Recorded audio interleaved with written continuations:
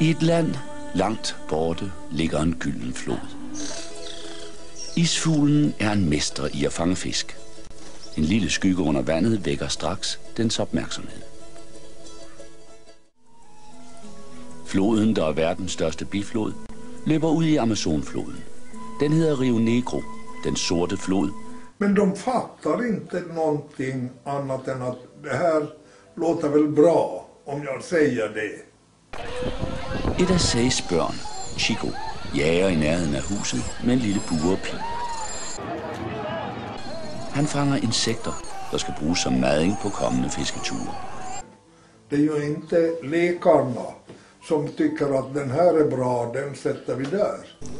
Her bor et folk, der lever af flodens og den store grønne skovs gaver.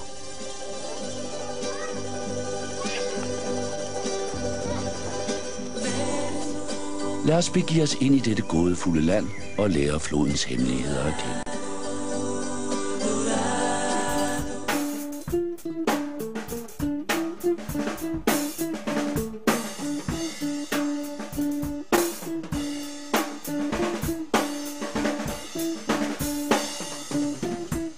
Inom vissa områden. Den bedrivs i sjukhus som i stort sett ser ut som de har sett 1800-talet.